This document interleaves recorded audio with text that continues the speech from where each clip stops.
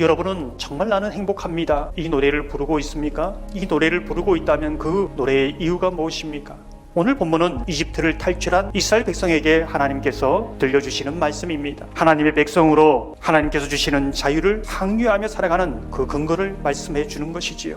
하나님이 말씀하시는 진정한 자유란 무엇인가? 그 자유의 핵심, 거기에는 떡과 말씀이 있습니다. 이집트에서 이스라엘 백성들은 오직 떡을 위해서 살았습니다. 이를 악물고 악착같이 사는 것이지요. 자신의 처자식 먹여 살리려고 내 한 몸 지탱하기 위해서 그렇게 살았습니다. 생존을 위해 살았지요. 떡만을 위하여 살아가는 인생, 노예로 살아갑니다. 늘 탄식합니다. 늘 부르짖는 것이지요. 노예로 살아가면서 떡을 주는 주인을 우상처럼 숭배합니다. 그 주인이 섬기는 신을 섬깁니다. 신을 섬기다가 일이 잘 안 되고 힘들면 더 잘 섬기려고 하는 것이지요. 그래, 내가 좀 더 열심히 살면은, 좀 노력하면은 삶은 더 나아질 거야. 정말 그런가요? 신약에 보면 총독 빌라도가 십자가에 못 박히기 전 예수님, 사슬에 묶여있는 예수님, 온몸에 상처밖에 없는 그런 예수님, 그 예수님에게 하나의 질문을 던집니다. 모든 것 가지고 있는 총독 빌라도 정말 인생의 밑바닥을 살아가는 예수님, 너무 대비되지 않습니까? 그 한마디가 무엇일까? 요한복음 8장 38절을 보면 이렇게 말씀합니다. 진리가 무엇이냐? 모든 것이 완벽하게 갖추어진 삶, 모든 사람들이 부러워하는 삶, 모든 사람들이 올라가고 싶어하는 그 자리의 삶, 거기에서마저도 그는 떡을 찾는 것이 아니라 진리를 찾고 있습니다. 말씀을 찾고 있는 것이지요. 태초부터 인간은 떡이 아니라 말씀을 찾고 있었습니다. 말씀이 없어서, 진리의 생수가 없어서 타는 목마름으로 몸부림치다가 그렇게 죽어가는 인생, 이것이 인간의 본질이었습니다. 이집트를 탈출한 이스라엘 백성들이 40년 동안 불순종한 그 광야의 삶의 핵심에는 떡의 문제가 있었습니다. 하나님을 원망하였던 것도, 모세를 대적하였던 것도, 다시 이집트로 돌아가자는 것도, 약속의 땅은 더 이상 이루어지지 않을 것이라는 불신도, 그 모든 핵심에는 떡의 문제가 있었습니다. 이렇게 보면 신앙의 길이란 무엇인가? 떡의 문제를 넘어설 수 있는가? 떡의 문제를 신앙으로 풀어갈 수 있는가? 말씀 속에 만나가 있고 옷이 있고 신발이 있다는 것을 알 수 있는가? 옷 속에는, 신발 속에는, 만나 속에는 말씀이 없다는 것을 정말로 고백할 수 있는가? 이런 문제지요. 떡을 넘어 말씀으로 나아가는 길, 그 길만이 진정한 믿음의 길이다, 이렇게 말씀드릴 수 있는 것입니다. 오늘 본문에서 주목하게 되는 것은, 그렇다면 떡의 실체가 무엇인가? 이것을 위해서 하나님께서 광야 훈련을 하셨다는 겁니다. 너를 시험하사, 무엇을 시험하고 있습니까? 떡의 실체가 무엇인지.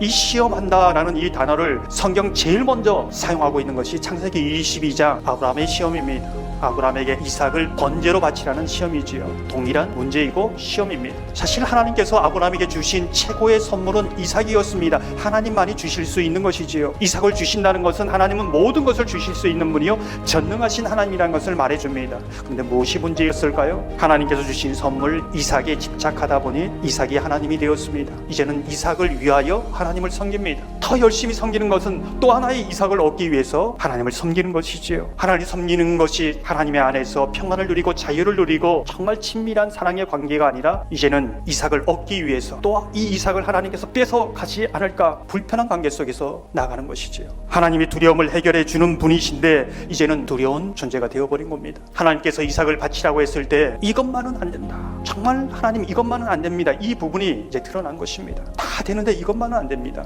아브라함은 이렇게 생각하지 않았을까요? 정말 이렇게 말씀하신 것, 이게 하나님의 진심인가? 하나님의 말씀일까? 하나님이 그런 분이 아닌데 시험대에 오른 겁니다. 예수님이 광야에서 시험을 받으실 때, 가장 줄이고 목마를 때, 인생의 바닥에 있을 때 떡을 주시지 않는다? 정말 하나님 아버지 그런 분인가? 시험대에 오른 겁니다. 아브라함은 이 시험을 어떻게 통과하였는가? 이삭을 하나님께서 주신 선물로, 믿음으로 이삭을 번제로 드립니다. 그 이후 아브라함은 하나님께서 다시 이삭을 주십니다. 이삭을 주셨지만은 이전의 이삭과 다르지요. 하나님께서 주신 이삭으로 보기 시작합니다. 모든 것을 가지고 있지만은 전혀 가진 것이 없습니다. 왜요? 하나님의 것이니까.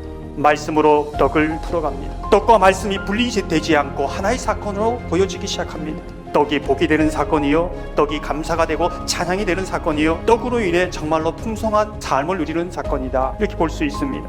말씀의 은혜가 있을 때 그 안에서 풍족하면 진정한 찬양을 어떤 상황 속에서도 찬양할 수 있지만은, 은혜가 없으면은 교만할 수밖에 없다.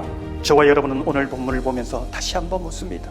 오늘을 살아가는 우리는 떡을 위하여 살아가는가? 정말 하나님의 말씀으로 사는 사람인가? 떡만을 위하여 사는 사람은 결국 떡으로 돌아갑니다. 인생의 마지막에 떡만 남습니다. 아무것도 남는 것이 없지요. 그리고 떡이 썩어 흙으로 돌아가는 것처럼 흙으로 돌아가는 겁니다. 세상이 떡을 공급해주는 것으로 알고 살기에 떡의 노예가 되고, 인생의 종착지에 보면 사람도 없고 세상이 다 없어지는 것이지요. 하지만 말씀이 남는 삶이 있습니다. 생명이 남는 삶이 있습니다. 하늘의 삶이 있습니다. 떡을 주신 분을 알고 떡을 주신 하나님의 말씀을 먹는 사람, 영원한 생명을 얻습니다. 거기에 자유가 있습니다. 인생의 종착지에서 하나님이 남고 영원한 생명이 남고 하늘의 신분이 남습니다.